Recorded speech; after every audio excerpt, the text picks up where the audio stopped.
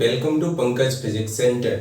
पिछले क्लास में आप लोगों से डिस्कस किए थे कि कॉम्बिनेशन ऑफ प्रिज्म क्या होता है, उससे रिलेटेड हम कुछ क्वेश्चंस भी किए थे। उनका सारा कॉन्सेप्ट हम डिस्कस कर चुके हैं। यदि आप उन सारे वीडियो को नहीं देखे हो तो बच्चों यूट्यूब पे टाइप करना पंकज फिजिक्स सेंटर और साथ साथ यह भी बात लिखना है कॉम्बिनेशन ऑफ प्रिज्म और उस टॉपिक को देखो। प्रिज्म से रिलेटेड 5-6 वीडियो बना हुआ है, उन सारे वीडियो को आप देखो ताकि आपको प्रिज्म से रिलेटेड जो भी आपकी प्रॉब्लम है वो 100% दूर हो जाएगी। अब बच्चों आज तक क्या पढ़ रहे थे, प्रिज्म पढ़े और प्लेन सरफेस के लिए रिफ्रैक्शन पढ़े हैं। आज हम पढ़ने वाले हैं कि कर्व सरफेस के थ्रू रिफ्रैक्शन क्या होता है ना, उससे इमेज का फॉर्मेशन कैसे होता है। तो मिरर पढ़े, कर्व मिरर मतलब स्फेरिकल मिरर पढ़े। तो आज हमारा है कर्व सरफेस और कर्व सरफेस से या हम बोल सकते हैं बच्चों स्फेरिकल रिफ्रैक्शन भी बोला जा सकता है या कर्व सरफेस भी बोल सकते हैं। और उससे कैसे हमें रिफ्रैक्शन होगा उन सारी चीज के बारे में पहले कॉन्सेप्ट देखेंगे। उससे रिलेटेड हम जो भी क्वेश्चंस है उन सारे क्वेश्चंस के बारे में डिस्कस करने वाले हैं। तो चलो हेडिंग लिखना बच्चों, रिफ्रैक्शन एट स्फेरिकल सरफेस। क्या लिखना है बच्चों, रिफ्रैक्शन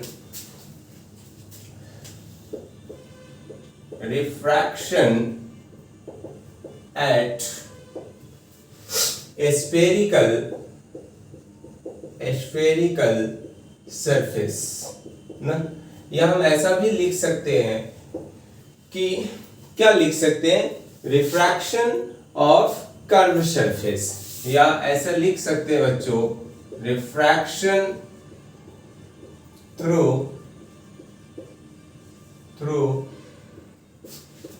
कर्व सरफेस। कोई भी एक बात चलेगा ना, तो आपकी मर्जी के ऊपर डिपेंड है कि क्या लिखना चाहते हो। दोनों एक ही बात है, एक ही कॉन्सेप्ट है दोनों का।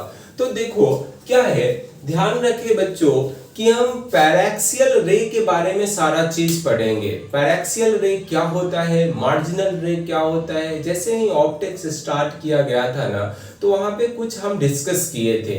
तो उन सारे चीजों को आप नहीं देखे हो तो आज का जो वीडियो है उसके डिस्क्रिप्शन में हम लिंक डाल देंगे, वहां से आप आसानी से देख सकते हो ना। टेंशन लेने की कोई जरूरत नहीं है और आपको समझ में आएगा क्या होता है पैराक्सियल रे। हम जरूर डिस्कस करेंगे बच्चों। तो देखो सारा हम पैराक्सियल रे कहने का मतलब है जो प्रिंसिपल एक्सिस से बिल्कुल पास आएगा और पास आने के साथ साथ जो एंगल बनाएगा ना, एंगल क्या, जो आफ्टर रिफ्रैक्शन जो है वो सारे एंगल जो बनने वाली है वो वेरी वेरी स्मॉल हम कंसीडर करेंगे। ऐसा इसलिए कि पैराक्सियल रे है, मार्जिनल रे का कोई कहानी हम पढ़ते ही नहीं, हमारे सिलेबस में ही नहीं कुछ है ऐसा। तो याद रखो क्या हम लिखोगे बच्चों, ध्यान से देखो। अब ये हमारा कर्व सरफेस है, पहले हम फार्मूला ड्राइव करेंगे। इधर जो है इसका, यह हमारा क्या है, इधर का रिफ्रैक्टिव इंडेक्स n2 मानते हैं, इसका रिफ्रैक्टिव इंडेक्स n1 मानते हैं। पहले जनरल बात निकालेंगे। n1 हमारा रिफ्रैक्टिव इंडेक्स है, n2 भी हमारा रिफ्रैक्टिव इंडेक्स ही है। चलो इसको हम पोल मान लेते हैं, कोई बात दिक्कत है कि पोल है हमारा। अब बताओ कि यहाँ पे हमारा क्या है, ऑब्जेक्ट रखे हुए हैं, ऑब्जेक्ट हमारा यहाँ पे है। जब ऑब्जेक्ट यहाँ पे है और ये ऐसा हम कंसीडर करके चलते हैं कि n1 लेसर है n2 से, इसका मतलब क्या है कि रिफ्रैक्ट मतलब यह n2 जो है उस मीडियम का रिफ्रैक्टिव इंडेक्स है जो डेंस है। मतलब क्या है, इधर वाला डेंसर मीडियम है और इधर वाला क्या है, रेयर मीडियम है। ऐसा हम कंसीडर करके चल रहे हैं ना। अच्छा इतना हुआ तो एक बात बताओ कि यह हमारा यहां से जब रे आई, इस तरह से रे आया, यहाँ पे मान लो कि यह कर्व सरफेस है तो इसका क्या होगा, सेंटर ऑफ कर्वेचर होगा।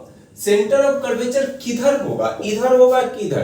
तो बच्चों यह बात आपको आना चाहिए। यह मान लो कि यह कर्व सरफेस है, ऐसा कर्व सरफेस है तो इसका सेंटर ऑफ मतलब कर्वेचर इधर ही होने वाला है। तो मतलब इधर हमारा सेंटर ऑफ कर्वेचर, मतलब यहाँ पे मान लो कि यहाँ पे हमारा इसका सेंटर होगा, किसका, यह कर्व सरफेस का। अब बताओ कि इस पॉइंट पे यदि परपेंडिकुलर लाइन ड्रॉ करना है, बताओ कि इस पॉइंट पे यदि परपेंडिकुलर लाइन ड्रॉ करना है तो कहां से पास करेगा, सेंटर ऑफ कर्वेचर से पास करेगा। ऐसा क्यों बोल रहे हैं बच्चों, ऐसा बोला जाता है इसलिए बोल रहे हैं कि जब भी हम कर्व सरफेस पर कोई भी परपेंडिकुलर लाइन ड्रॉ करते हैं तो वह 100% सेंटर ऑफ कर्वेचर से ही पास करता है। तो सेंटर ऑफ कर्वेचर से यह पास किया इस तरह से। बताओ कोई दिक्कत क्या इसमें? इस तरह से।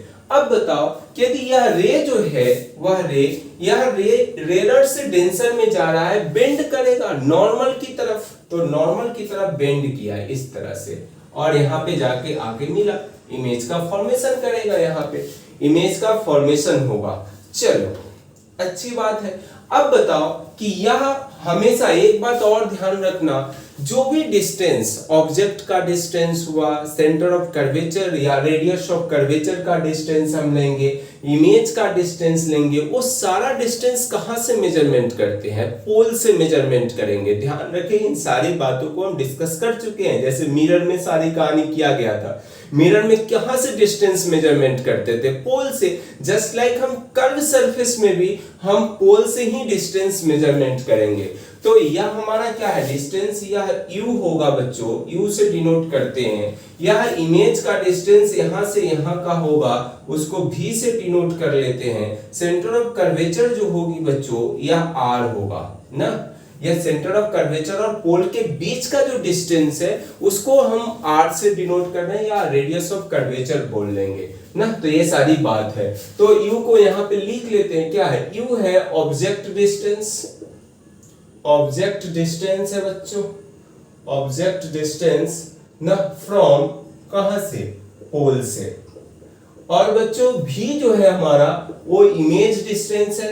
वेलोसिटी मत समझ जाना, इमेज डिस्टेंस है, इमेज डिस्टेंस है फ्रॉम कहां से बच्चों? पोल से। और r जो है बच्चों वो रेडियस है, radius of curvature, radius of curvature ना फ्रॉम पोल, पोल से ही है ये सारा चीज। तो सारा डिस्टेंस कहने का मतलब है जितना भी डिस्टेंस आएगा वो सब पोल से मेजरमेंट करेंगे। चलो थोड़ा साइन के बारे में भी सोचना चाहिए, साइन आना चाहिए। अब साइन को कैसे? इंसिडेंट रे के डायरेक्शन में सारा डिस्टेंस को हम पॉजिटिव कंसीडर करेंगे। इंसिडेंट रे के अपोजिट डायरेक्शन हुआ ना तो उन सारे डिस्टेंस को हम क्या करेंगे? निगेटिव कंसीडर करेंगे। सुनो फिर से, इंसिडेंट रे का डायरेक्शन इधर, मतलब इधर जा रहा है तो इधर का जो भी डिस्टेंस होगा वो पॉजिटिव, इंसिडेंट रे के अपोजिट डायरेक्शन में जो भी डिस्टेंस लेंगे उसको नेगेटिव कंसीडर करेंगे ना। तो ये सारा चीज हम साइन कन्वेंशन जैसे मिरर में लेते थे ना, जस्ट लाइक यहां भी वही बात है। तो लिख नहीं रहे, बस सुन के रखो कि हम पॉजिटिव उस डायरेक्शन में कंसीडर करेंगे जो इंसिडेंट रे का डायरेक्शन है, नेगेटिव उसके अपोजिट डायरेक्शन, मतलब इंसिडेंट रे के जस्ट अपोजिट डायरेक्शन में हम नेगेटिव कंसीडर करेंगे। और कुछ बात बोल नहीं रहे, इतना सारी हो गई बात। अब बच्चों इसको मान लेते हैं कि यह अल्फा एंगल है, कोई परेशानी क्या? यह अल्फा है तो इसको हम मान लो कि यह हमारा गामा है और यह मान लेते हैं बच्चों एंगल बीटा है, कोई दिक्कत क्या? अब बताओ यह एंगल क्या होगा? ये वाला एंगल, यह वाला एंगल मानते हैं कि I होगा, तो बच्चों यह हमारा R होगा ना। अब यह हम पॉइंट मान लो कि N है ना, N पॉइंट है और ये तो हमारा C है, रहने दो। अब एक बात देखो बच्चों, सारा हमारा पैरएक्सियल रे है ना, पैरएक्सियल रे है। तो बच्चों एक बात सोच के रखना है कि अल्फा हुआ, बीटा हुआ, वह गामा हुआ ना, gamma is very very low, मतलब very very very small angle है। लो नहीं बोलना है, स्मॉल एंगल है, कोई दिक्कत क्या? स्मॉल एंगल की बात कर रही है ना। अब बताओ ये सारा चीज तो हो गया पैरएक्सियल रे। अब एक बात बता कि यहां से n पर n पॉइंट जो है ना उससे हम नॉर्मल ड्रॉ कर रहे हैं, नॉर्मल ड्रॉ कर रहे हैं और वह नॉर्मल ड्रॉ कर रहे हैं या जंक्शन है बच्चों, यहां पे नॉर्मल ड्रॉ करो इस तरह से। यह नॉर्मल जो है वो p डैश पे है, लेकिन ऐसा कंसीडर करना है, एज्यूम करके चलना है, एज्यूम क्या है कि p and p dash are ना, P dash and P and P dash are very very close, very very close ना, ऐसा कंसीडर करके चलते हैं। मतलब ऐसा ये आपको दूर दिख रहा है लेकिन दूर नहीं मान रहा है, या P जो है P डैश है वो P पर ही है, ऐसा कंसीडर करके चलना है। जंक्शन है और एंगल कितना है, सब स्मॉल एंगल है, पैरेक्सियल रे है, ये सारी चीज है हमारा, इतना तो आपको मानना है। जंक्शन ही है एक तरह से मानो तो, ये सारी बात हो गई। अब चलो अब रूल लगाते हैं। अब स्नेल्स लॉ लगाओ यूजिंग, लिखो बच्चों, using Snell's law at point n। Point n पे क्या करते हैं, स्नेल्स लॉ लगा देते हैं। स्नेल्स लॉ क्या होता है बच्चों, स्नेल्स लॉ होता है जिस मीडियम से रे आ रही है उसी मीडियम का रिफ्रैक्टिव इंडेक्स लेना है, और वह रे जो है वह कितना एंगल बना रहा है उस मीडियम में। तो आई एंगल बना रहा है तो क्या लिखोगे, एन आई साइन आई। चलिए अच्छी बात है, आगे बढ़ो, n2 साइन आर, कोई दिक्कत क्या। और बच्चों हम ये बात कर रहे हैं कि पैरेक्सियल रे है तो अल्फा बीटा गामा और ये भी लिख लेते हैं, आई और आर सब स्मॉल एंगल है, सब स्मॉल एंगल की बात कर रहे हैं ना। तो अब बताओ कि यदि स्मॉल एंगल है, if I and R is a small angle then बच्चों हम ऐसा लिख सकते हैं कि साइन आई जो होगी अप्रॉक्स आई के बराबर होगा, और साइन आर जो होगा वो अप्रॉक्स आर के बराबर होगी। कोई बड़ी बात है कि, तो यह बात हम यहां से लिख सकते हैं, देख तो sine N I equal to n1 I n2 R के बराबर है। चलो ऐसा क्यों लिखे, ऐसा इसलिए लिखे कि ये स्मॉल एंगल है, इतना सारी बात है। तो बच्चों एक बात है कि आप इन सारे चीजों को स्क्रीनशॉट लो और उधर का जो भी डेटा है हम उसको मिटाएंगे और तब आगे जाके फिर से आगे यहां से आगे प्रोसीड करेंगे हम। हो गया, स्क्रीनशॉट ले लीजिए, हो गया। चलिए सुनिए अब कहानी यहां से। एक बात बताओ कि जब यह ni मतलब n1 i equal to n2 r है, चलो अच्छी बात है, साथ ही साथ यह भी नॉर्मल ड्रॉ किया गया है np, और यह नॉर्मल ड्रॉ है कहां पे, pc पे नॉर्मल है ना, pc पे नॉर्मल है। अब बताइए कि यह जो है p और p डैश एकदम अप्रॉक्स बराबर माने, एजम्पशन है ये सारी बात में। अब चलो इन ट्रायंगल किस में, इन ट्रायंगल देखना बच्चों, इन ट्रायंगल हम ONC में देखते हैं, ONC उसको बाहर निकाल लो ताकि आपको समझ में आए आसानी से, यही ना बात है। देख तो बच्चों यही ना है, यह एंगल क्या है, I है, और नीचे वाला क्या है, अल्फा प्लस, यह अल्फा है और ये बीटा है। कोई परेशानी का, ट्रायंगल रूल क्या कहता है कि alpha plus beta equal to I होगा, मतलब इंटरनल एंगल जो है, इंटीरियर एंगल वो एक्सटीरियर एंगल के बराबर है। मतलब क्या है कि I इक्वल टू लिखा जा सकते हैं अल्फा प्लस बीटा, कोई दिक्कत क्या। फिर जस्ट लाइक इसी प्रकार यह ट्रायंगल NCI दिख रहा है, इन ट्रायंगल NCI में बात करते हैं, NCI में। अब क्या लिखोगे, जस्ट लाइक यह भी हम ऐसा लिख सकते हैं, R plus gamma equal to beta, यह तो एक्सटर्नल एंगल है, देखो यही ना बना हुआ है इस तरह से बच्चों, इस तरह से है,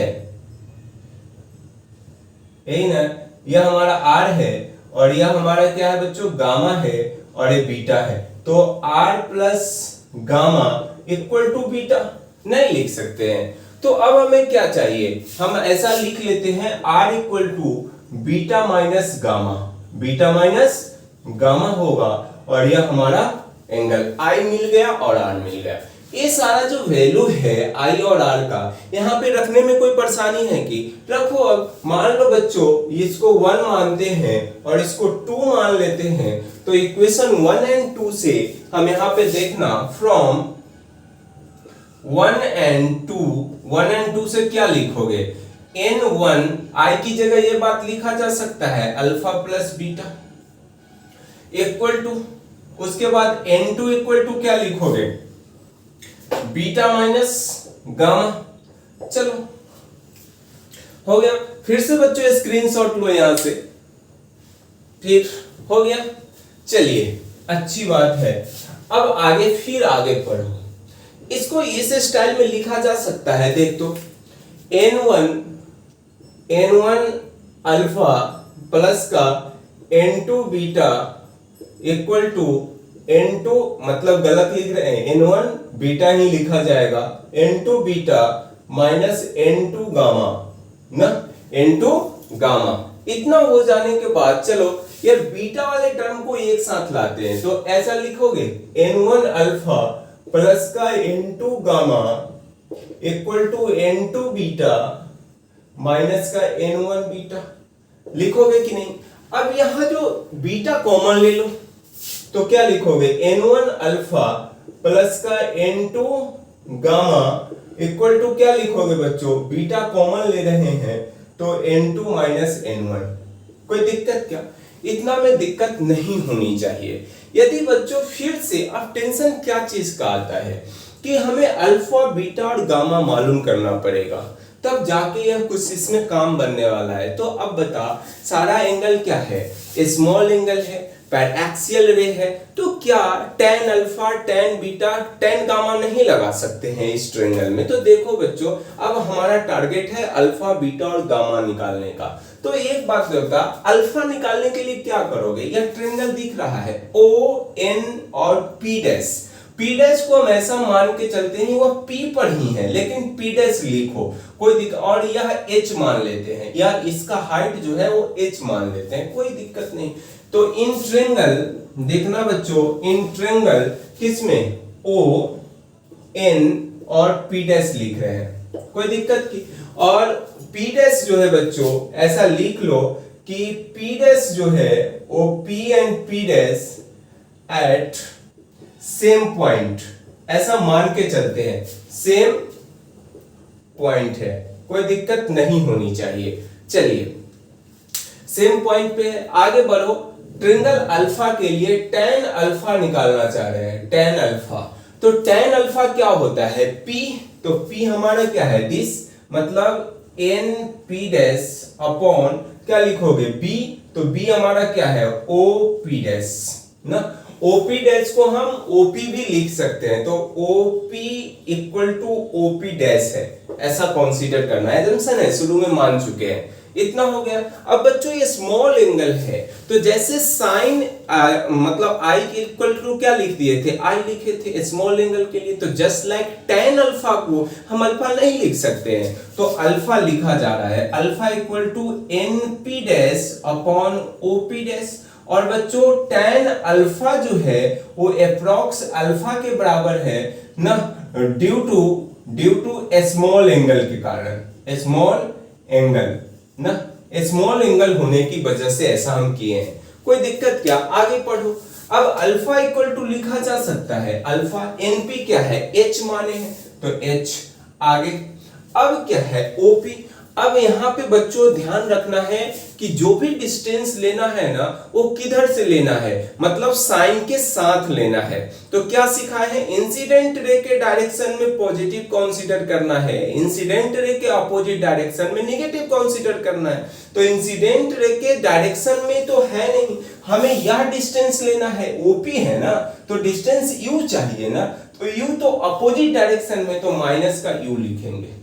माइनस यू क्यों लिए बच्चों, मालूम चलना चाहिए आपको।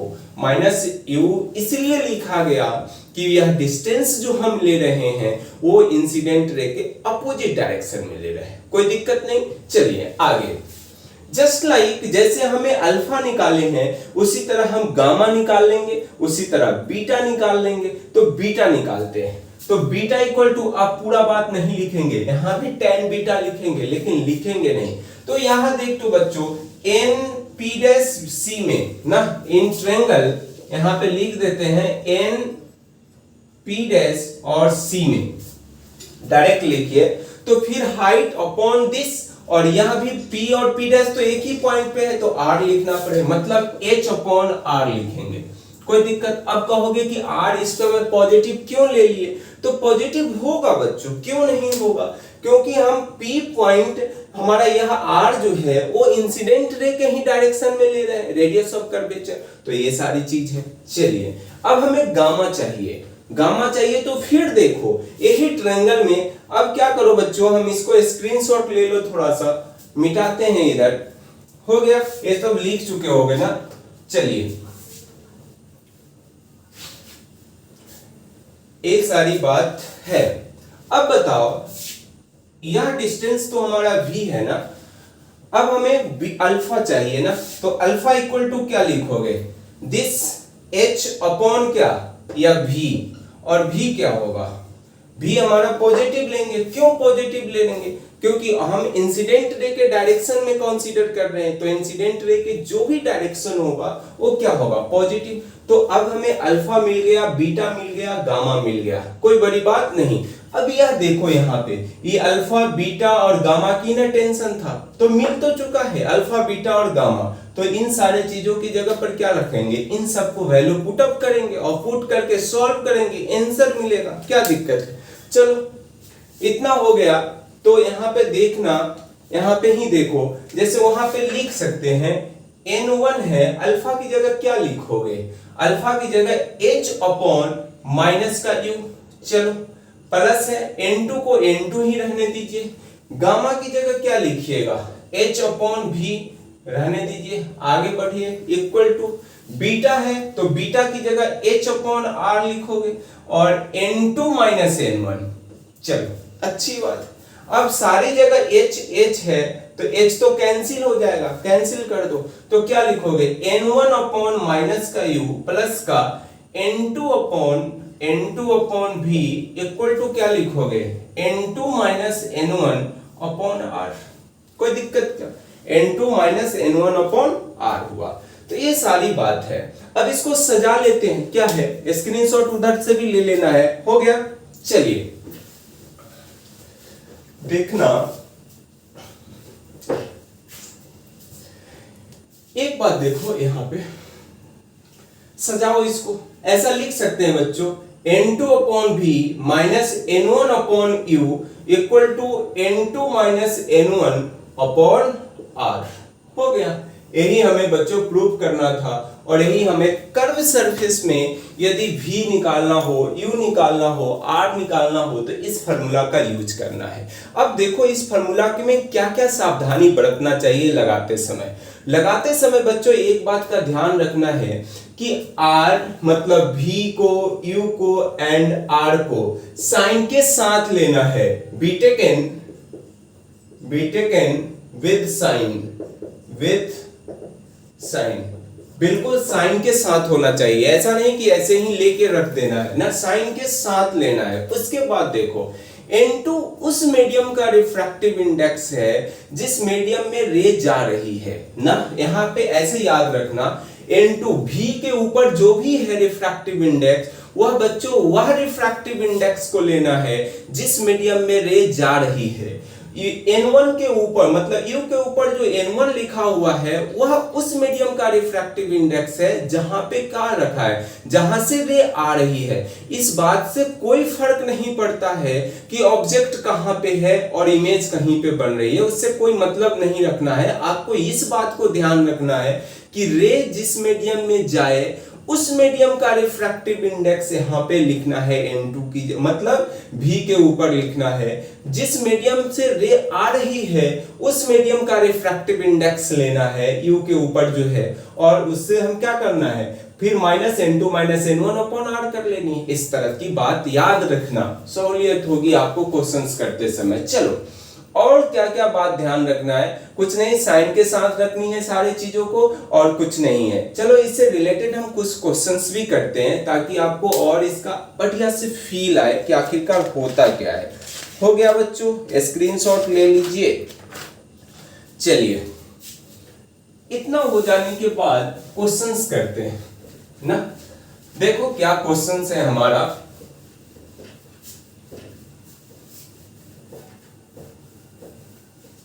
चलो क्वेश्चंस बोलता है बच्चों कि यह हमारा कर्व सरफेस है और इधर एयर है, कोई दिक्कत क्या, इधर का रिफ्रैक्टिव मतलब n1 क्या होगा, 1 होगा, एयर है तो 1 है। बच्चों इधर जो N2 जो है ना वह 1.5 है, इसका मतलब क्या है 3/2 दिया हुआ है ना, यही ना दिया हुआ है 3/2 दिया हुआ है। ऑब्जेक्ट डिस्टेंस मतलब यह पोल दिया हुआ है, यहाँ पे वो जो है वो रखा हुआ है कितने पे, वो रखा हुआ है हमारा 100 सेंटीमीटर पे, 100 सेंटीमीटर पे। रेडियस ऑफ कर्वेचर जो है हमारा वो दिया हुआ है, यहाँ पे सेंटर जो होगा वो दी हुई है 20 सेंटीमीटर का रेडियस है, आर है, आर की वैल्यू कितना है 20। आपको भी फाइंड आउट करने के लिए बोल रहा है कि भी बताओ क्या होगा। चलो अभी अभी क्या फार्मूला फाइंड किए हैं, तो N2 upon V minus N1 upon क्या लिखोगे U equal to N2 minus N1 upon R। First बात क्या रखना है, U, V और R को साइन के साथ सोचना है, जिसे निकालना है उसके बारे में साइन नहीं सोचनी है। जिसकी वैल्यू पुट अप कर रहे हैं फॉर्मूला में उसको तो साइन देखना ही देखना है, विदाउट साइन आप कुछ नहीं सोचो। तो चलो N2 उस मीडियम में मान लो यहाँ पे ऑब्जेक्ट है, ऐसे ऑब्जेक्ट है और यह 1 है तो यह डेंसर मीडियम है और यह रेयरर मीडियम है। यहाँ पे जब नॉर्मल ड्रॉ करोगे तो सेंटर ऑफ कर्वेचर से पास करेगा, अच्छी बात है। या बेंड किया इधर तो बेंड किया तो यहाँ पे कहाँ पे कटेगा वो हमें मालूम नहीं है, और वो वैल्यू आप जब पुट अप करोगे आंसर आएगा तो अपने आप डिस्टेंस मालूम चलेगा। तो ये सारी हमारा रे डायग्राम बना लिए। अब बता कि U भी तो मालूम करना है, तो कैसे लिखोगे, N2 क्या लोगे, जिस मीडियम में रे जा रही है ना, जिस मीडियम में रे जा रही है उसका रिफ्रैक्टिव इंडेक्स N2 होगा। तो रे N2 क्या लिखोगे 3/2 ना, 3/2 अपॉन माइनस। अब देखो N1 भी तो हमें मालूम करना है तो साइन के बारे में भी सोचना ही नहीं है। N1 कौन लोगे 1 अपॉन U क्या लोगे 100 सेंटीमीटर। 100 क्या 100 लिखना ही सही है कि साइन सोचना पड़ेगा, सोचना पड़ेगा साइन। इंसिडेंट रे की डायरेक्शन इधर है और यह डिस्टेंस हम अपोजिट डायरेक्शन में ले रहे हैं, तो बच्चों 100 ना लिख के माइनस का 100 लिखना पड़ेगा। साइन तो देखना ही पड़ेगा, नहीं तो कितना भी आ रहा है आपसे टेंशन वह गलत होगा हमारा, तो साइन के साथ रखना है। इक्वल टू क्या लिखोगे 3/2 माइनस का 1 अपॉन आर कितना है बच्चों 20। अब 20 क्या है, पॉजिटिव लोगे कि निगेटिव, तो हमारा टेंशन है कि हमें इंसिडेंट रे के डायरेक्शन में पॉजिटिव कंसीडर करना है, तो या तो इसी इंसिडेंट रे के डायरेक्शन में तो आर हमारा पॉजिटिव आएगा। अब किसी के माइंड में आता होगा कि रिफ्रैक्टिव इंडेक्स को साइन के साथ देखना है कि नहीं बच्चों, उसको कभी नहीं, साइन के साथ देखने की क्या जरूरत, तो रिफ्रैक्टिव मीडियम पे डिपेंड करता है ना। तो ये सारी बात है, हो गया। चलो सॉल्व कर लेते हैं, क्या दिक्कत है। तो क्या लिखोगे बता, 3/2 V है और पॉजिटिव हो गया 1/100 इक्वल टू क्या लिखोगे बच्चों, एलसीएम लो 2, तो यह क्या होगा 3 माइनस 2 मतलब 1 और नीचे आ जाएगा 40, 1/40 आ जाएगा। कोई दिक्कत क्या, इसको सॉल्व करो बच्चों, तो 2b equal to 1/40 minus 1/10 LCM लोगे तो क्या होने वाला है देखना, 1/10 कॉमन ले लेते हैं तो 1/4 माइनस 1 हो जाएगा ना, 1 क्या लिखोगे यहां से 2 से यह कैंसिल हो जाएगा तो 5 बार में, तो अब क्या लिखोगे 3v इक्वल टू 1/5 एलसीएम ले लो तो 1 माइनस 4 अपॉन क्या लिखोगे 4 अपॉन हमारा 4, ये सारी चीज है 4 अपॉन 4 होने वाला है।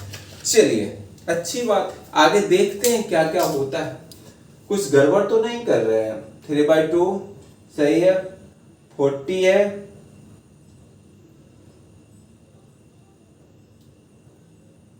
40 हो जाएगा इधर। अच्छा यहाँ 10 है ना, 10 नहीं है 100 है, यही तो गलत हो रहा है। तो यहाँ पे 10 लोगे ना, 10 लोगे तो यहाँ पे 10 लोगे तो क्या होने वाला है 1/5 में कैंसिल कर दिए, कॉमन लिए तो यहाँ एलसीएम 10 आएगा, तो क्या 10 आएगा कि 40 ही मानते हैं, तो क्या 4 माइनस 1 मतलब 4 ना, क्या उल्टा लिख रहे हैं यहाँ पे 10 माइनस क्या लिखोगे 4, अब सही है। चलिए अच्छी बात है, आगे बढ़ो।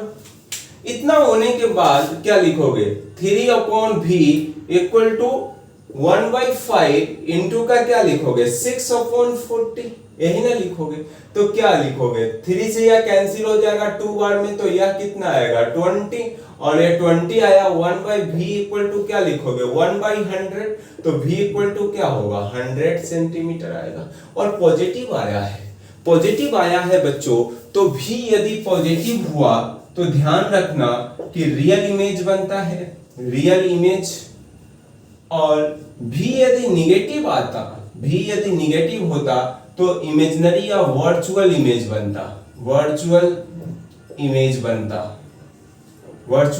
बनता।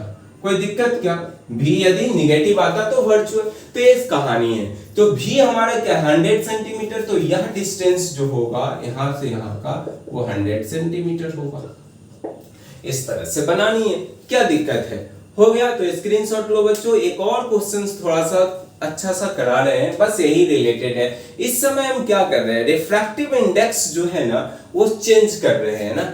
इस समय यह डिस्टेंस मान लो कि 20 सेंटीमीटर है, यह डिस्टेंस हमारा 10 सेंटीमीटर है, और यहाँ पे रिफ्रैक्टिव इंडेक्स जो है ना वो चेंज कर रहे हैं। रिफ्रैक्टिव इंडेक्स हमारा इधर का है, n1 जो है वो 4/3 है, n2 जो है बच्चों वो 3/2 है, और यह है हमारा 4/3 और n2 हमारा है n/2 है। चलो, रे डायग्राम इससे इस तरह से नहीं बनने वाला है, कुछ अलग ही बनेगा। इस समय आपसे मैं पूछ रहा हूं रे डायग्राम छोड़ो कि यह किधर इमेज बनाएगा, कितने डिस्टेंस दूर है, वर्चुअल इमेज बनेगा कि हमारा रियल इमेज बनेगा, इसके बारे में कमेंट करना है। चलो बना के देखो बच्चों, देखिए।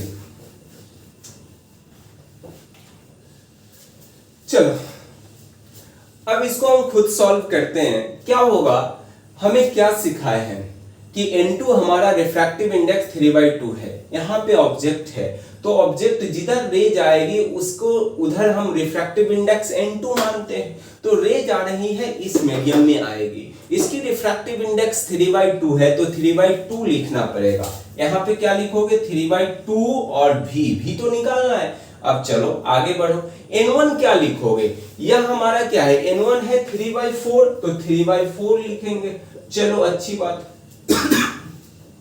यू क्या लिखोगे, पॉजिटिव लोगे कि निगेटिव? तो बच्चों निगेटिव लेना पड़ेगा। निगेटिव इसलिए लेना पड़ेगा कि इंसिडेंट रे के डायरेक्शन में पॉजिटिव, अपोजिट डायरेक्शन में निगेटिव कंसीडर करना है। तो ये 20 है तो माइनस का 20, यह वाला माइनस इसको पॉजिटिव करेगा, और यह 20 यहाँ पे लिख रहे हैं ना, तो क्यों पॉजिटिव हुआ समझ में आया होगा।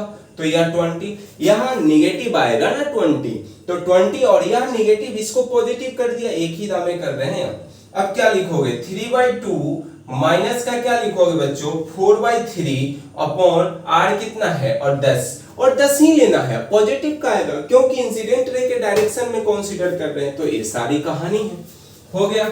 अब यहाँ पे देखिए, फिर अब उसको सॉल्व कर लो, कोई रॉकेट साइंस नहीं, सॉल्व करो।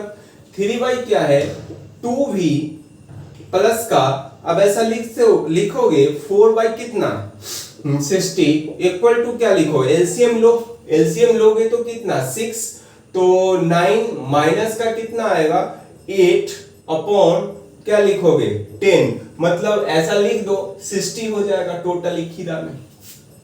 आगे देख 3/2 भी प्लस का कितना, हम इसको सॉल्व कर लेते हैं, मतलब 2 बार में तो ये 30, तो यह 1/50 मतलब 1/15 आएगा। ये कितना 1/60 हो गया। 3/2 भी इक्वल टू क्या लिखोगे 1/60 माइनस 1/15, तो 3/2 भी इक्वल टू एलसीएम कितना आएगा 60, तो कितना आएगा हमारा 1 माइनस और ये 15 चौके 60 इतना। अब यहाँ पे क्या लिखोगे बोल तो 3/2 भी माइनस का 3/60, 3 से या 3 गायब हो जाएगा, तो 1/2 भी इक्वल टू माइनस का 1/60 क्रॉस मल्टीप्लाई करो, तो क्रॉस मल्टीप्लाई करोगे तो 2 भी इक्वल टू -60 ना, तो 2 से यह कैंसिल होगा 30 बार में, तो v इक्वल टू कितना आया -30 सेंटीमीटर।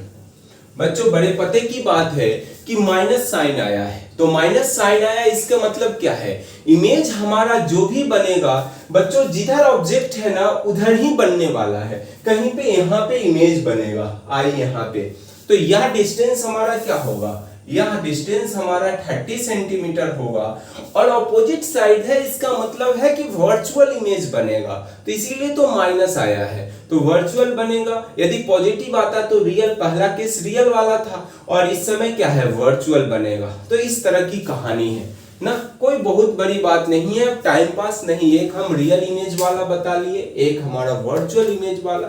अब इसमें एक और क्वेश्चंस बनता है मल्टीपल रिफ्रैक्शन का। मल्टीपल रिफ्रैक्शन कहने का मतलब है एक स्फीयर ले लेगा, स्फीयर के अंदर ऑब्जेक्ट रख देगा और उसके बाद जो इमेज का फॉर्मेशन होगा उसके बारे में डिस्कस करना है। तो बच्चों हम अगले क्लास में मल्टीपल रिफ्रैक्शन क्या होता है, उससे रिलेटेड क्वेश्चंस कैसे बनेगा, कर्व सरफेस से मैग्निफिकेशन कैसे निकाला जाता है, इन सारे चीजों के बारे में डिस्कस करने वाले हैं ना। तो पहले हम आपसे डिस्कस करेंगे मैग्निफिकेशन, लेटरल मैग्निफिकेशन क्या होता है, लॉन्गिट्यूडनल मैग्निफिकेशन क्या होता है, इन सारी चीजों के बारे में डिस्कस करेंगे।